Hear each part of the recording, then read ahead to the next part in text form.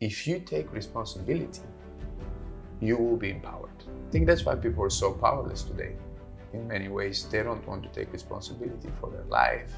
And if you're not taking responsibility, you're powerless. But if you're taking responsibility, you become powerful.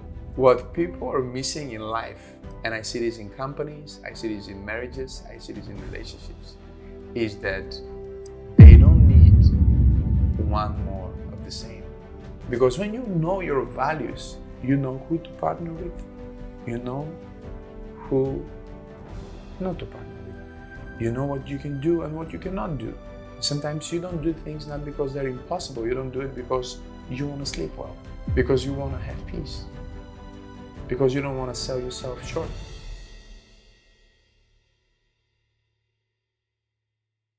Maksim, thank you for being here, brother. I'm glad to be here, Adam. Welcome to the Hero Project podcast. I love the name. Yeah. I love the whole idea behind it. Right. The origin of a hero, right? Yeah. And I wanted to start there. I wanted to talk to you about your journey, your story. And I thought we could maybe go into a little bit of your childhood, things that I know, but the audience may not know, and how you became the man you are. Well, every hero starts from humble beginnings. We all love a good story of the underdog, because actually for you to become a hero, you need to start as the underdog. I was born and raised in the largest and most dangerous ghetto in Eastern Europe. And my father left before I was born. But not only that my father left my mom, who was age 14, my grandfather left my grandmother. So I was born in a same-sex relationship, if that makes sense. Yeah. It was like many people in Eastern Europe are born in that type of relationship. They're raised by same-sex parents. It's your grandma and your mom. You don't have a father. So I grew up without a father, and I didn't know I didn't have a father until I was first grade. And then I remember one guy was, we were talking and we were like playing, fighting, you know, how kids are. And he said, you know, my dad can beat up your dad. He was telling me that his dad can beat up my dad. And then I was like, sure. But I mean, I didn't realize to that point, because my grandma was such a huge personality. She was like a mother, a father, a grandfather, a grandmother. She was covering every base. And then I realized, wow, I don't have a father. So I went home and I spoke to my mom. I said, I don't have a father. And she said, no, you actually do have a father, but you couldn't be born if you didn't have a father, but your father left before you were born. And he never called. I said, he never looked for me. She said, sadly, no. And then I thought, the next thing which children obviously think when their parents are fighting, or when the parents are splitting, or when they're growing up in a single family, in a single parent home, that maybe I did something wrong, or maybe it's my fault. But my grandma, she was such a huge personality again. She was so wise, so good, that she always helped me understand that God is my father. She used to tell me that. She said, you don't have an earthly father, but God has your back. In Bulgaria, we have a saying that if you don't have a father, you don't have a back, or you have no one to keep your back. And my grandma, she used to say, God is your back. He has your back. So that's my beginnings. Then at age 12, one day my grandma was coming back home and she just died. Fairly young. She died in my mother's arms. And that really changed our life dramatically, because as difficult as it was, we were making it. I had a good childhood. My mom was working very hard to provide for us. My grandma was providing everything else, like education-wise, respect, and how to talk, what to do, how to behave. She was such a smart person. But then she passed away, and so my mom began to live with a guy who was very abusive. And he isolated her from her work, from her friends, from her church. And he started abusing her physically in a very, very, very serious way. So this progressed for almost 2 years. We would move from place to place. I would live with them, then I would live alone, then we'd be back together. I would run away, come back. It was a very difficult time. And then eventually my mother had to run to another country to hide from this man because she didn't want to live with him anymore, but he would find, if we were hiding somewhere in Bulgaria, he would just find us. I don't even know how it was happening. It was just a very dark time. But at the same time, my faith in God was being not revived, but really birthed. And my relationship with God was being birthed. So that's what kept me sane, I think, in these 2 years. And when my mom went to hide in Greece, I was left alone at age 14. I was just about to turn 15. And I decided I need to take responsibility for my life. And the best way to do it is to see someone who suffers worse than you and help them. So I became like a youth pastor. I began to teach the children, preach for them, and find someone from the church that would buy a few pizzas and do a pizza party for them. And that's how my speaking started. I first spoke to youth and to small churches. 15. At 15. At age 16, I was coming back from school and I had a call. It was my first phone that I received. You know, these old mobile phones? Yeah, of course. Yes, it was a lady from the church that she was so kind to me. And she said, I want to know what's happening with you. And I want to be able. What she was saying is, you're living in the ghetto. You are living alone. Like, I'm afraid that something could happen to you and you just disappear. So she got me a phone and she put some money in it so that I could call if something was to happen. And then I got a phone call after I was going back from school. I was on the bus and it was a lady from church, another lady. She says, can you do a funeral? I said, what do you mean do a funeral? Has someone died? She said, yes, there is this family that had never been in a church before. They've only been once, and it was when you spoke. And this was my first sermon. But they said that they don't want anyone else to bury their child but the young man that preached that night. So could you bury their child? Could you do the funeral? I wasn't even licensed as a speaker or a pastor at that time. And I said, I need to call like the head leader to ask him. So I called, he didn't pick up. Probably he was busy. Then I called the second pastor and he said, young man, I think you can do it. And if this family are going through such suffering, I think you should do it. He said, I'm going to come and support you. And so he said, I'm not speaking. You're speaking, but I'll come and support you. And I'll never forget this. It was raining, it was pouring rain. And there were like maybe 50, 60 people there at the funeral, maybe more. And it was dramatic because a little kid had died. It wasn't even like 3 years old. It was a very young kid, maybe like 2.5 or something. And so the little casket was there and I was supposed to speak and people were crying. It was so dramatic. And then the pastor, he was holding an umbrella over my head. And he just said, you can go now. So I opened the Bible and I started to speak. And it was incredible. I felt this wave of peace coming over the people as I spoke. They stopped crying and started listening to me. And that's when I realized that that's what I want to do. I want to bring life to people through my words at their darkest time. Through a funeral. Yeah. Of a 2.5-year-old. Yeah. Is that where you believe the mission started? I think that's when I realized the reality of what we're doing. Because before that, I wanted to preach. I wanted to be a speaker. I wanted to be on stage. But it was more of a self-realization journey of becoming someone, because you're no one. But when I spoke at this funeral and I saw the effect of my words, I thought, oh my God, that's an amazing responsibility. And with great responsibility comes great power. If you switch it around, right? They say with great power comes great responsibility. But if you switch it around, I think it's even more true that if you take responsibility, you will be empowered. I think that's why people are so powerless today. In many ways, they don't want to take responsibility for their life, for what's happening in their life.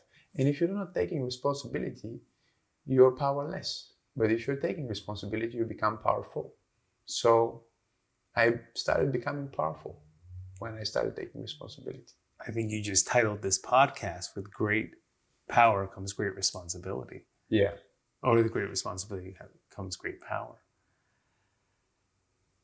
Were you aware of your gift to speak at 16? Was there an awareness? It's a gift, what you have. Thank you. Were you aware of that? Or did it just come so naturally? No, it's like when you have a gift, you don't know. Yeah, that's why I asked. And you think that everybody has it. Like the people that can sing, that were born with the gift to sing, they don't know how hard it is for someone like me to just sing the note correctly. Not even to sing beautifully, but just to hit the note. And they don't know because they were given a gift. Now, when you realize the gift, when you unwrap it, it's a secret that you unwrap. Then you can also begin to develop it. You can work on it, right? But I started realizing that I have a gift probably around my teenage years when people were telling me, people are telling you, hey, you're doing really good.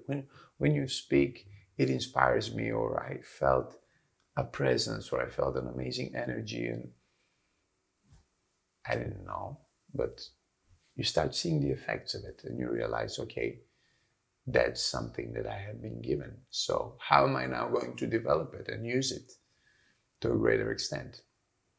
So I started reading books. I started reading the Bible in English because I wanted to preach around the world. And I realized I speak a language that only 7 million people speak that language.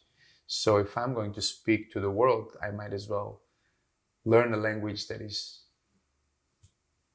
speaking to billions of people. So I started reading the Bible in English. I started preparing speeches in English. And I started dreaming of speaking one day to the world. Driven young man, though, learning to speak English at 17. Yeah. Practicing sermons at 17. That's a driven young man if you look back. Yes. I think that when you are going through such terrible things in life, personal development can become like a good addiction, which you know better than me because you have had very real addictions that you overcame, and now you have new addictions that are positive, like you are shredded. And you were telling me how easy it is, but I still don't believe it's that easy. But because I was saying hello and I gave you a hug when I came in, and I felt like I was hugging The Rock, Dwayne Johnson. I was like, what are you doing? You said, oh, that's easy, it's nothing. But you have the six-pack and everything, and you have it full time. You're not doing the cycles like normal people, they do. They're in the best shape, then they're out of the best shape. You're just staying there. And I think that part of it is I found something that I could grab a hold of, and something that I could control. Because for 2 years of my life, I lived without running water and electricity. So I didn't have the agency or the financial capability to pay the bills. Because when my mom ran away, she couldn't pay the bills, and so they stopped our electricity, and we didn't have water. And I didn't have the money to pay the bills, so I was living in that house, and I was reading my Bible with a flashlight, but I was just trying to do my best with the cards I was dealt. And I think that's why you say it is like I was driven, but We are either running to something or running from something. I think I was doing them both at the same time. I was running from something and running to something. Maxim, I see this as a movie. It's something to think about. I really see this as a movie. I could see that young boy with a flashlight, with no running water, reading the Bible. Yeah. I can see it. Thank you. I have a friend. He's a director, one of the best in Bulgaria. And he told me this, I think like 2 years ago. He said, I really want to make like a movie or at least a short film of your story. I said, listen, I'm 30 years old. I was 30 at that time. I said, I don't want to have a movie now. I would just want to, let's make sure I have a happy ending. Let me work my mission. Then we'll do the movie. Let me accomplish something, right? But, people think, you've already done so much. But it's all about, where you feel you need to go and what you feel you need to do. So it's like, I feel like I'm just starting. Yeah, which is a blessing. And maybe you are when we look backwards 50 years from now together. Maybe you are. But it's been tremendous. I have some questions I want to get to. And it's really about you and your mission, your coaching, your faith, your leadership. But before we get into that, I don't want to stop at 17 because I have had the opportunity to meet your beautiful wife. Yes. And to meet your kids. So before we get into you as a man in the mission, is it okay if we just go a little bit? Yeah. I'd love to get into, as you're growing, how you meet your wife. And because to see you as a husband and a father, and how much love, respect, and attention you give to your wife and your children speaks volumes in the audience. Thank you. Yes. I love my wife a lot, and my children too. It was a dream when I was growing up to become a father, because I wanted to be something that I never had. So I was thinking, one day when I'm a father, I'll never leave my children. One day when I'm a father, I would like to. So I was thinking about the needs that I had, the need of a role model, the need of somebody to sit with me and just listen to my thoughts, the need of someone, to teach me how to ride a bike, not even to buy me a bike.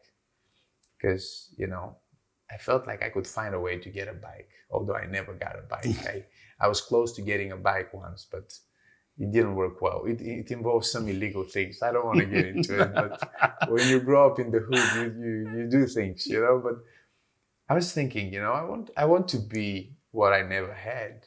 And obviously that goes through family and marriage. And I wanted to obviously have an amazing relationship with an amazing woman, and everybody wants this, right? And when I met my wife, I just felt like my thoughts was like, this is my wife. You knew. It was amazing. That was my question. And I never believed, but I never believed this. So when people say it was love at first sight, I never believed. But then that's what happened to me. So God has a sense of humor. So I really fell for her, and she had just returned from the UK. She lived there for 4 years. She studied there.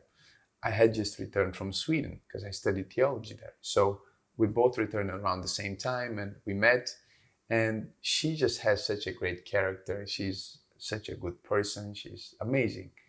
And I was very fast. I mean, probably too fast. I was just like, let's go on a date. She didn't even realize it's a date. We went, we met.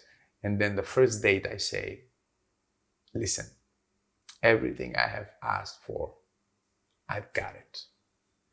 And I said, now you're the next thing. And she looked at me like, she looked at me like a little shocked, and she says, I think I need to go now. so it was like a huge slap in the face, because I said, what do you mean go? She said, I'm going home. She said, what are you talking about? Like, you're done the next thing. Like, what are you even talking about? I said, I'm in love with you. She said, good. She said, okay. I said, but I've been feeling that you have feelings for me too. She says, no, it's okay. Let's talk another time. I need to go. So she left. I was devastated. I was shocked.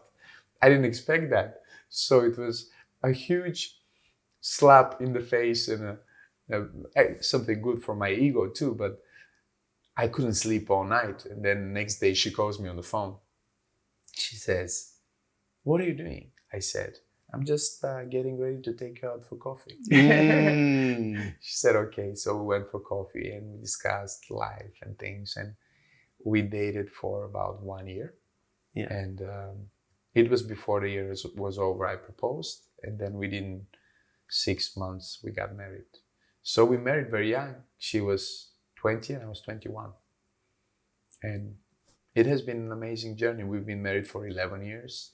We have 2 kids, one girl, Sarah is her name, and one boy, Maksim Jr. And it's just, it's nothing is like having a family. To me, this is like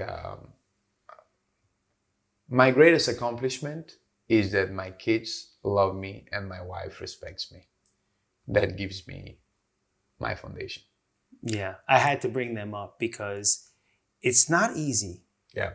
to have the mission you have, Yeah. the platform that you have, the tongue that the Holy Spirit has blessed, and to be able to really have the marriage and the family unit that you have. Yeah. It's not, and so when I saw it, that's what stood out to me more than the blessing of hearing you speak. Wow. Just how you keep it all together with grace, with dignity. It actually looks easy. Yeah. The way you do it. Well, it now it feels easy too for us, because after you make something really work and you create the different principles of how it should operate, and you experience the effects of it operating correctly, you don't want to change it. It's just becoming better and better. So, but the first 2 years of our marriage were very difficult.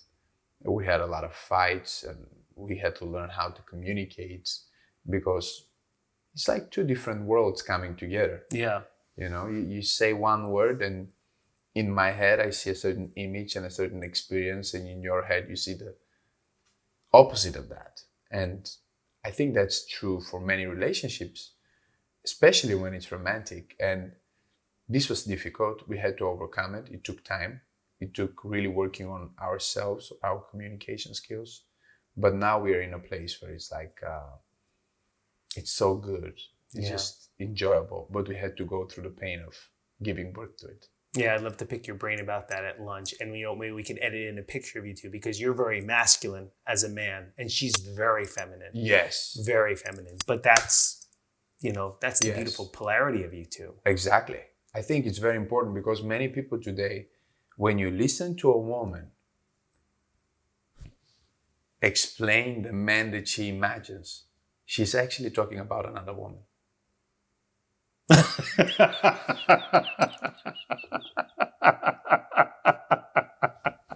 Say that again. Say that. I wasn't expecting that. Please say that again. Go on. So I'm coaching this lady, right? Yeah. And I say, okay, give me your ideal guy.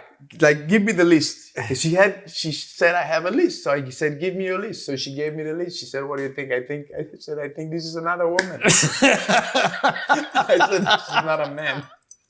So what people are missing in life, and I see this in companies, I see this in marriages, I see this in relationships, is that they don't need one more of the same. They need something different. Yeah. So the secret sauce of a great company is not similarity, it's difference. If you have a Jeff Bezos, you also need someone who is a different approach in his company, in his team. If you have a Steve Wozniak, then you can have a Steve Jobs. Yeah. You could not have these two people having, like, 2 Steve Jobs would kill each other. Yeah. But a Steve Jobs and a Steve Wozniak could create something. So the power of real marriage is like, you're different and you learn how to work with your difference. Because if you are blind and I'm deaf, you can be my ears and I can be your eyes. I love that. But if we're both deaf, we have the same problem. So we cannot help each other. And most people are looking for someone who is like them. They don't understand the person who is like you probably has the same problems like you. And it's boring. And it's boring, of course. What do you want, honey? Eggs? I'll have eggs. Yes. It's funny when you were sharing that too. For some reason, everybody's brain works differently, and I saw Kobe and Shaq. Yeah. How different they were. Of course. Yes. Beautiful. But let's bring. That was also a great segue from how you help companies. Yeah. Individuals. Yeah. Achievers, relationships, marriages. I wanted to talk about faith and leadership. Okay. And how you integrate the entrepreneurial spirit when you're coaching. Yeah. With faith. Yeah. So let me try to form that question. Working with Maksim. Yeah. And your entrepreneurial leadership, how do you bring that together? Yeah. Like what does that look like? So at first, again, I'm going back to my genesis. My grandma and my whole family, they were traders. There are people who were constantly buying and selling things. So I did my first sale when I was a kid. I sold socks on open markets. And then that's how I survived during my darkest time. That's what I would work. I would just go, and it was like so simple for me to go in the back and get these socks from the back. I get it in bulk, then go on the other side of the street and sell at a piece and make a profit. It was something that was invested in me at a very early age to understand how supply and demand works, how trust is so important, because sometimes I wouldn't have money, but then I would go to that person who was providing the stock and I would say, can you give me some? Then when I sell it, I'll pay you back. I learned these principles at a very young age. And again, I didn't realize how powerful those principles were until later in life, when I started advising people and I started counseling people. And my counsel made some people successful and some people wealthy and helped some people really get a better life. And I didn't see that as a business in the beginning. I didn't even charge people. At some point, I was working so hard. This is at the beginning of our, when we founded our church in Bulgaria. I was working so hard, a growing church. My family is growing. My wife got pregnant. And I had this friend, he's a business consultant, a very smart guy. And we were just talking one day. He said, and you know that person? I said, yes, of course. I help him with his business. He said, you help him with his business? I said, yes. So how do you help him? So I started explaining. He said, so you're coaching him? I said, I guess I'm coaching him. He said, so how much are you charging? So I said, what? Run that by me again. Yeah. He was like, how much are you charging him? I said, I'm not charging him. He's my friend. He said, and the other guy? I said, yes. He said, that famous person? I said, yes. So he was like, no, you're doing this. He said, you're wrong. He said, you should be, you're working for these people. They're making money out of it and they're not paying you. I said, maybe some of them won't, but they said, hey, we want to pay you for it. But I never felt like, we're friends. Like I'm just helping you because I care about you. So he said, listen, you'll not be able to sustain a growing church. I had just written my first book. You have a child, you have a wife. You're not able. I said, I can feel it because I was feeling the pressure. The pressure. I was 120 kilos, which I don't know, in pounds is a lot. So I had to lose 40 kilos. It's like a lot. You just transfer it in the... Oh, I see. That's why I haven't won your trust yet. Got it. Okay, Go ahead. So at that point, I'm like, okay, I lost the weight. I started getting my life in order.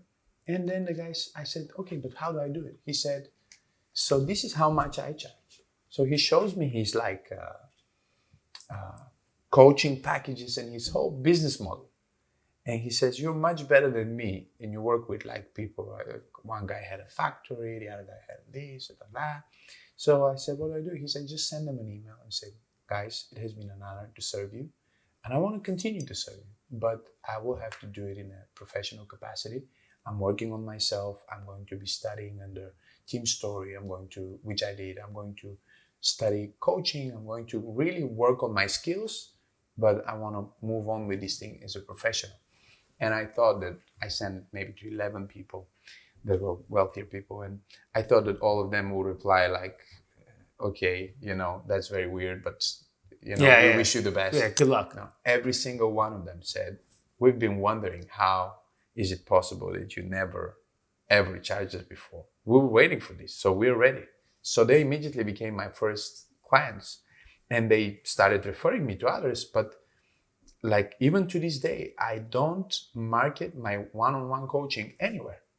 You'll never see a video of me like popping up and saying, hey, if you want to coach with someone, sign up. Because I have more people that want to coach with me that I could actually take. Because I get referrals. Yeah. I get people that their life was changed or their company was changed, and they're like, hey, you need to work with this guy. So that's the way that the coaching side and the coaching business developed for me. And it grew a lot, it grew a lot. It gave me a different perspective, an opportunity to study and read so many books and study under great people, under great leaders, and also to influence people in a better way. And then the results were so much better. Mm-hmm. I couldn't believe it. Like some people that I had worked with for a long time and didn't have results, as soon as they started paying for it, they started really getting results. Yeah. I didn't change. My advice didn't change. My value didn't change. They changed, because when they pay, they actually pay attention. Yeah, they're putting their money where their mouth is. Yes. But I'm going to make a reel about this too. Okay. And I'm going to tell you why. Because it's a space that everybody wants to get into. Now. Right? Now. Yeah. Now. Yeah. And so there's a lot of people that really, I don't want to use the word fake. Yeah. But they haven't gotten their reps in. Yeah. They haven't. What I love is that you were doing it from your heart. Of course. For a long time. Of course. Meaning you did your work. Other people don't. Yeah. You're saying, of course, but most people are in it for the buck. I'll tell you something. It shows how real you are.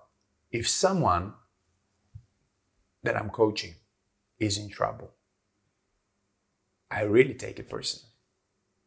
Yeah. And I don't understand how people can think they could life coach people and not have the thought that if this person commits suicide or something, God forbid, was to happen to that person, you were working with them. Are you trained? That's the first thing that I thought. I said, I need to be trained better. I need to study, and I need to really work on myself. They said, but your results. I said, yeah, my results, but I need to even put my strategy into like a plan. Yeah. Write it out. Yeah. It cannot be just like the way I do it. Yeah. I need to explain it. I need to put it as a working model. So I started working on this, but my heart was for the person that I'm working with is part of my life, and I'm part of their life. And if this person calls you and says, I'm thinking of doing something crazy or something stupid, you better be trained to know what to do. You better really love your job, and you better really love that person, because if something was to happen, it is on you. Oh, yeah. And you have to embrace the responsibility. So for me, people that want to be coaches for the sake of some sort of glamorous life or finances, to me, they're getting the motives right. They're getting the motives wrong. Wrong. It's 100%. It's like the motives have to be, I really want to give value to people. I want to serve people. I have a proven track record in X amount of things. And I would talk to a person and they would want to coach with me, and I would feel like I'm unable to help them. And I would not take them as a client, although they're like saying, we're going to pay you X amount of money per hour. I say, no, it's not something that I feel confident in or with. So I'm not going to work with you. Not because I don't like you as a person, but because maybe I can coach you in some years, or maybe you should work with a different coach. And I have referred people to other coaches that I think are more profiled in something that I'm not as good in. Yeah. For example, I have helped people with addiction, but not because that was the main thing why they came. Let's say it's a celebrity that needs coaching, or it's like a CEO that needs coaching, and then in the process, we come to their addiction. And I have helped some people overcome their addiction. But if someone was to come to me with saying, hey, I have this addiction, coach me out of it, I'll probably refer them to you or to someone who is like, really has a better understanding of it. Because to me, it's not about getting clients. To me, it's about helping people. 100%. If I'm not able to help you, I don't want to have you as a client. 100%. And I just love how you did that for so long because, example, it was making me feel inside my heart because I did it for 15 years without charging, not even understanding. Yes. Not understand. But then it also, I believe it made us real. Of course. It made us real. Of course. Like, really love the work. So let me also do this though. So if you don't mind, because your website, it's probably the best website I've ever seen, to be honest. Oh, thank you. Yeah, best website I've ever seen. And I love your philosophies and your strategies. So what are some of your coaching philosophies? Yeah. Because you do bring the entrepreneurial spirit, but you bring your faith in at the same time. They go hand in hand. Yeah. It's beautifully how you do that. So what are some of your philosophies? I believe that there are many important things in coaching and mentoring. Those are two different things. Mentoring is one, coaching is a different thing. For me, I like to combine them. That's why I said that sometimes I'll say to someone, we are not a good fit, because I know myself. If I have had a similar journey or I am very well informed in a certain area, I might work with you because of that, or I might not work with you because of that. Because in coaching, to be a specialist is, it could be a pitfall. So one of the best books, it's the Bible of life coaching, really is coaching for performance. I'm guessing you read the book, is giving you the story of how the whole coaching philosophy started. And they talk about tennis and how tennis coaches thought that those players had it in them to know what was the best way to go, how was the best way to act. So they started leading them by questions. But they took it to the next level when they actually brought in coaches from another sport who believe in the coaching model of leading through questions, of believing that the other person has the answer in their heart, and checking the two teams of tennis players. One team was led by professional tennis trainers who were not doing the coaching model of training, and the others were led by, I believe, rugby trainers. Now, rugby and tennis have nothing to do with each other. It's like a completely different sport. So the group that had the rugby coaches ended up having better performance than the group that had the specialists. Because sometimes the specialist will be tempted to become a mentor, not a coach. So a mentor will tell you, don't do this, do that, because I've done it. But a coach will tell you, what do you think you should do? Why should you do it this way? So he will lead you to your true self, into your true motivations and aspirations. So for me, I believe that when I start a relationship with someone, I want to make clear, am I his coach? Am I his mentor? Mm-hmm. Are we going to do both? How are we going to do it? That's the first thing that I need to clarify for myself and for the other person, because I don't want to fall in the trap of thinking that my way or the way I imagine that person to be is the right way. Does that make sense? Perfect.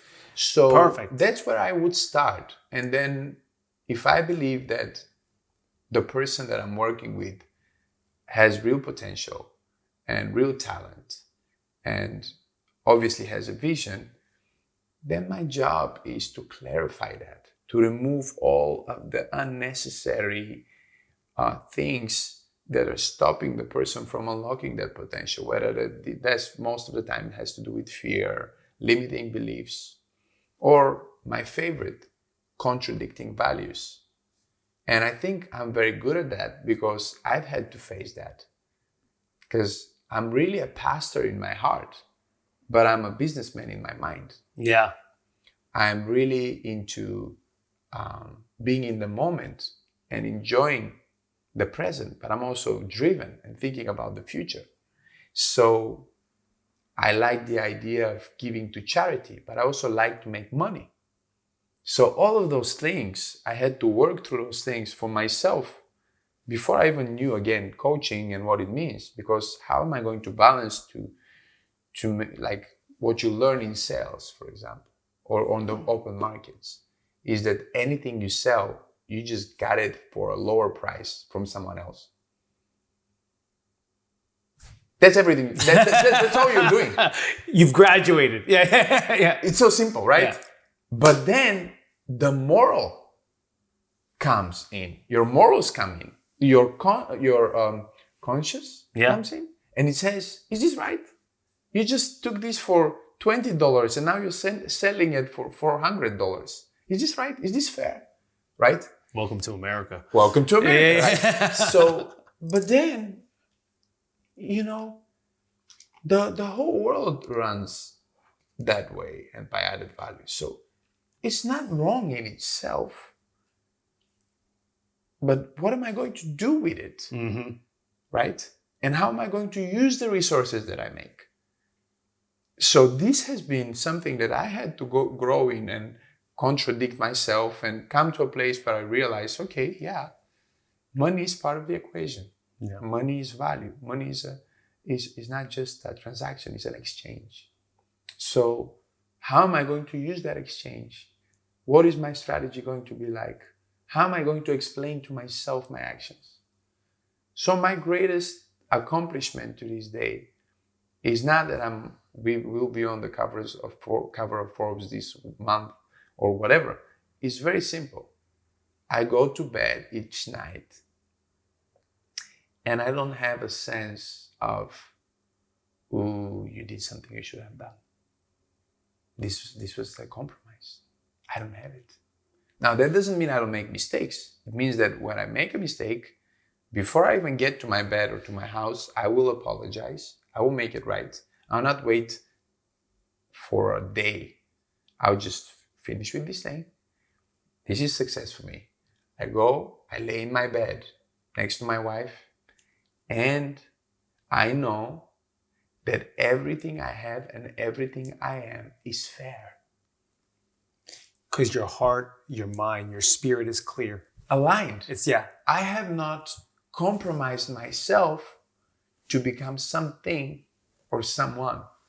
Because this is what happens to many people. They have a mission and they have goals, but they have not clarified their own values. So in the end of the journey, they find that they accomplished the mission, but they killed people on the way. Yeah. They killed good relationships. They hurt. They lost friendships because they were driven. They had to accomplish the goal. Right? So for me, it's like, okay, I have a mission and I have a vision, but I also have values. Yeah. And I have clarified my values. So I like to help businesses and people to clarify their values. Because when you know your values, you know who to partner with. You know who not to partner with. You know what you can do and what you cannot do. And sometimes you don't do things not because they're impossible. You don't do it because you want to sleep well. Because you want to have peace. Because you don't want to sell yourself short.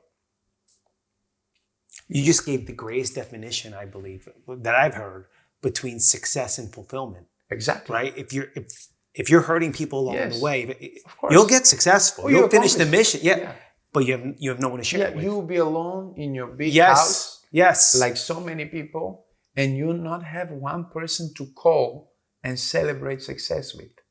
While fulfillment means that you can lose everything, still sleep next to your wife, and still have everything. Yes. Yes.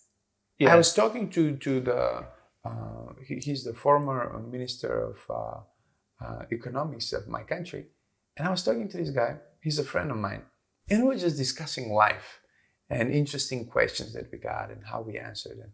And one question that I got was, what if you lose everything? Like, aren't you afraid of losing everything? So he said, first, let's clarify what everything is.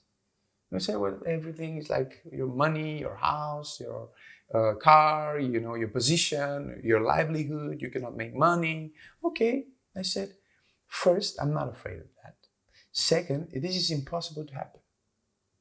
He said, you could live on the street. I said, this is impossible. He said, how come? I said, it's very simple. I have loved so many people. I had given a piece of my heart to so many people.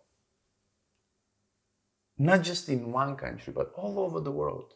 That if, God forbid, something was to happen to me, I have people that I can say, hey, can I come and crash on your couch? Or can I wash your car, Or can I just do something just to... And I was saying this to this friend of mine. And he teared up. He said, you never wash my car. He said, you and your children will be taken care of for life. Yeah. Because you're my brother. So when you knew your values and you live according to your values and you created relationships based on values, not just based on transactions, then you have the security of fulfillment. Because in America, in Miami, this is not putting anyone down, but all of these gurus and teachers, so many of them, I even heard another guy the other day, he was on social media saying, I'm not a relational guy, I'm a transactional guy. I don't care about talking to people, I care about cutting deals. So I thought to myself, well, if God forbid something was to happen to this man, he will not have someone to call him or to support him or whatever, because he said it with his own words. I don't care about human beings. I don't care about relationships. I care about making a buck. Okay, make it. And maybe that's also an answer to the question of how you bring the faith in. Yeah. Because what you just said it was all about if you had everything taken away from you. Yeah. Right? That was the question from your dear friend. And what you said was I'd still have everything because I gave my heart. It was all about love. Of course. It was all about love. Of course. I'm not trying to So grow that's how my you brand in your head. Yeah. I'm trying to grow myself in your heart. Okay. That was beautiful. If I am in your heart, yeah, you will be thinking about me tomorrow. I am not trying to grow. Say that again. I will leave Boca Raton. Yeah. I'll explain. I'm leaving Boca, right? Yeah. I'll be back home, or maybe I die. Everything can happen. God forbid. But in few days from now, you'll be sitting here, you having coffee, and all of a sudden you think, this guy Maksim, he's such a nice guy. Why? I'm in your heart. Yeah. That's how that happened, by the way. When I heard you speak at Donnie's, and I met your wife before I met you. So when I'm in your heart, yeah, I become immortal now. I am not trying to get my brand in your head. I'm not trying to grow myself in your head. I'm not trying to grow my brand in your head. I'm trying to grow myself in your heart. That's what everybody should live by. Yeah.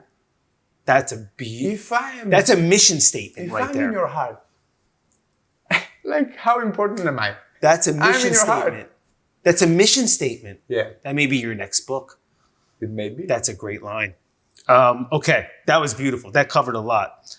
Can we talk about Awakening Church? Of course. Yeah. Can we just discuss where it's at now, what you're seeing for the future? It's amazing. Awakening Church is birthed really out of something that I felt like it was given as an assignment to me to do it, and I didn't want to do it.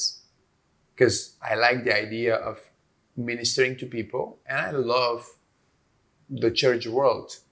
But I don't like a lot of the way it looks around the world and what it means to be a pastor. And just the whole expectations that are created around it and the way we're doing things. It's not that we're doing bad things, but I think we're stuck in a certain level of doing things in a way of communicating, a way of living, a way of sharing that wasn't something that I was excited about. So when I felt the call to do it, and I talked to my wife about it, it was something difficult to say yes to. But we thought, let's create a church that we would go to. So we want to create a church that we would go to. Because we felt like God wanted us to start a church that he showed us is going to be global, it's going to be around the world. And then this was giving me like extra pressure, right? It wasn't exciting me. It was like, I don't want to do this. Yeah. Like, I don't want to be a pastor. Now you're saying I have to be a pastor for so many churches. I'm like, oh my gosh, I was really fighting with it for over 2 years. Interesting. Yeah. But in the end, when I said, oh yes, I'm going to do it, but I said, I'm going to do it in a way that I would like it. So me and my wife, we sit down and we say, what do we hate about the church? So you guys got real. We listed 10 things that we don't like in the Christian church. We don't like the fact that most churches don't see miracles. We were like, let's see some miracles. Like, let's believe in miracles. Bring the supernatural in. Then we said, we don't like the fact that people don't care about people. They care about go there, listen to the lesson, and then honk on the way out because someone is too slow to leave the parking lot, you know. It's like the coldness and the superficiality. We said, okay, so we will focus on relationships. So we listed 10 things that we don't like, and we just turned them into positives, because that's how you find your values. If it's hard for you to say what your values are, just tell me what you hate. Yeah. If you tell me what you hate and you turn it around, that's your value. So if you hate disorder, that means that order is one of your values.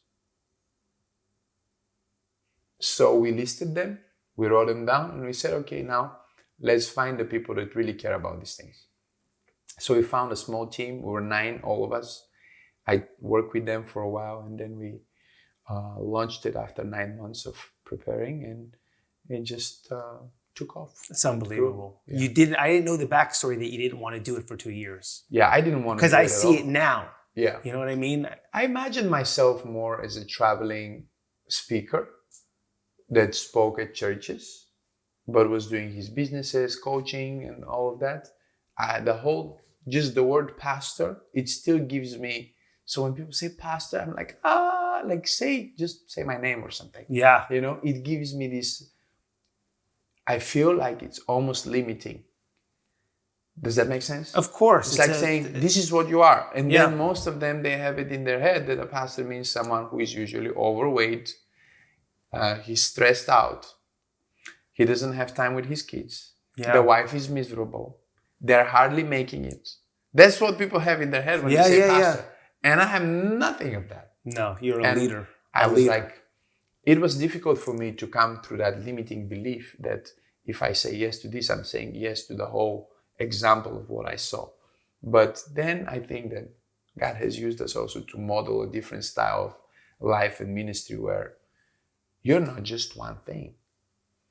But if you ask people that are blind, and people are usually blinded by the cult that they're part of. So very much, yes. If you're in the personal development cult, you're blinded. If you're in the religious cult, you're blinded. If you're in the political cult, you're blinded. Yeah, even entrepreneurial. Yes. So you just live life.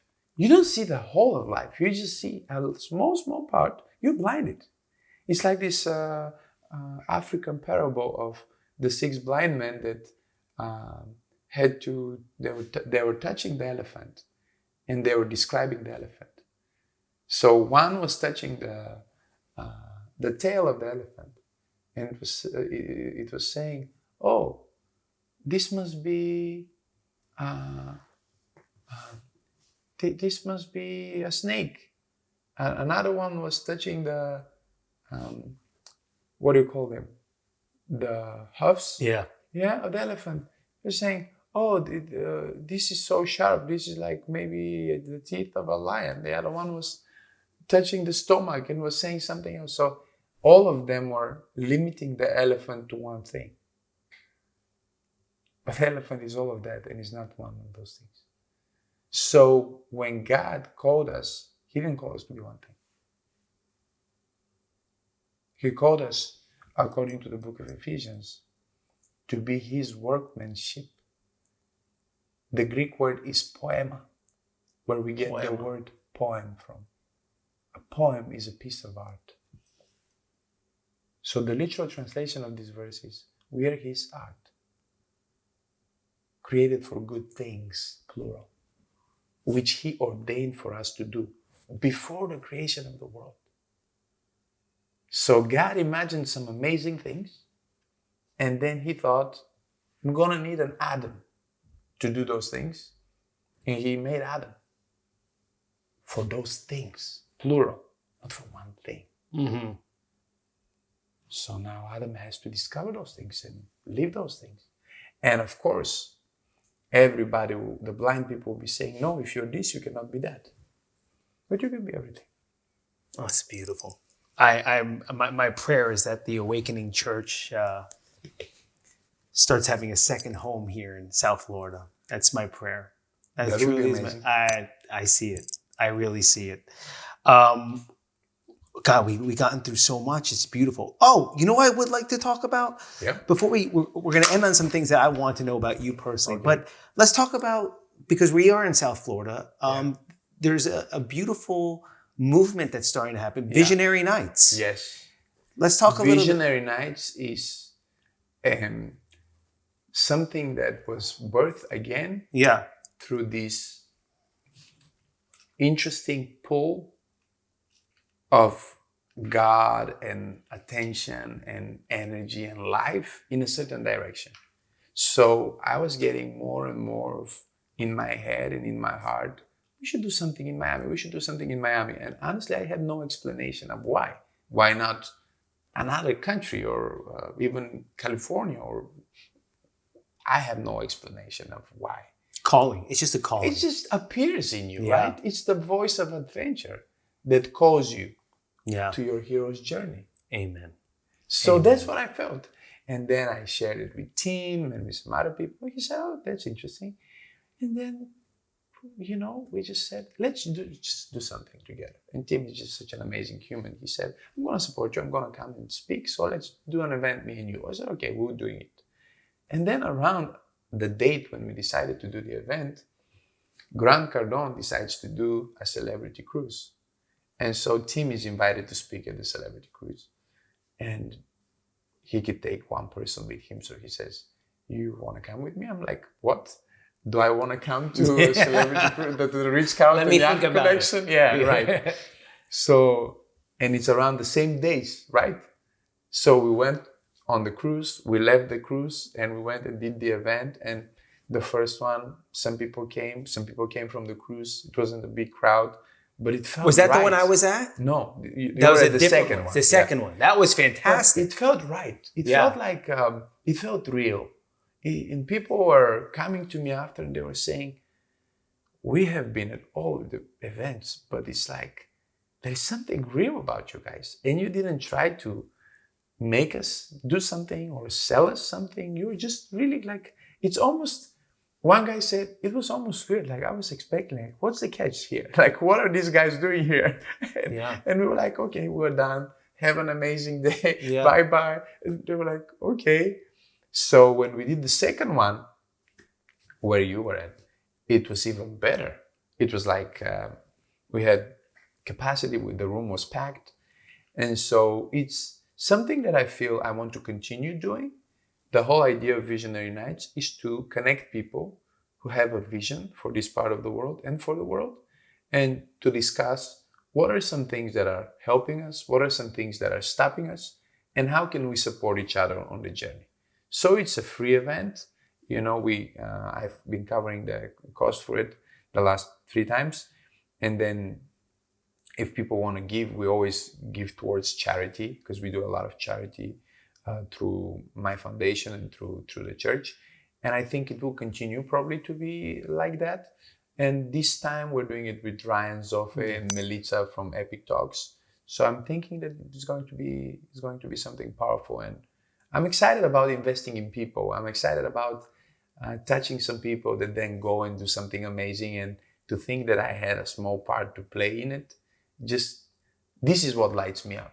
Yeah, I felt that. And it was very intimate. Yeah, it was very, amazing. very intimate. And it reminded me personally of if you can make a recovery meeting, if you've ever been in one, they're very intimate, very vulnerable, very safe, and then add almost the vibe and the energy of, let's say, maybe your church. Yeah.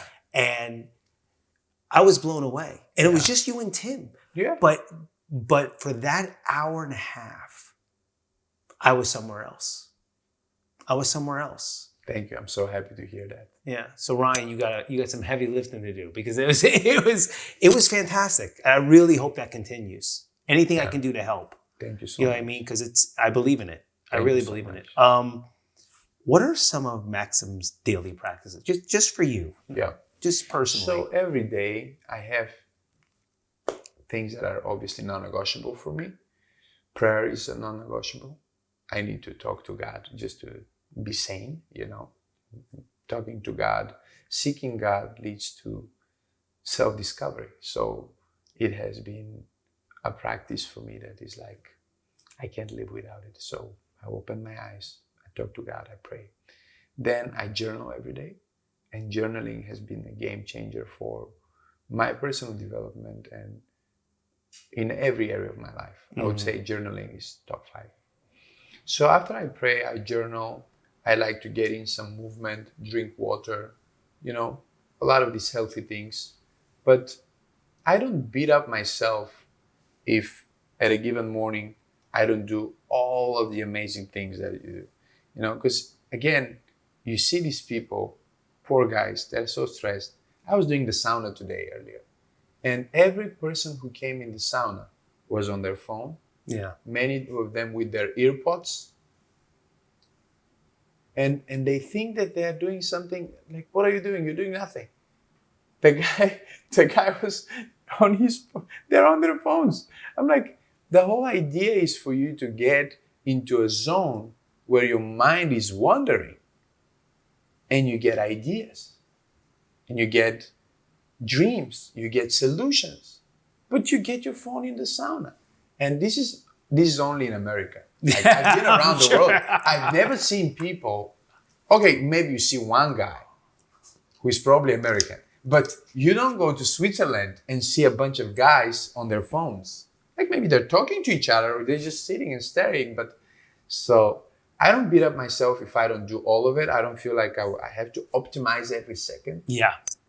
I think that's also a little bit of this hustle culture that leads people to really feeling terrible. What I do is I pray, I journal, I definitely read my Bible absolutely every day of my life. And then I like to listen to a book, or I like to listen sometimes even to a sermon and take a walk or do the gym. That's usually the way my morning goes. Basic. Very basic daily routines. Yeah, and healthy. Basic. Very basic, yeah. Very basic. You could add things, like I have mornings where I add things to it. Like I could add a HIIT workout. I could add the sauna like I did today.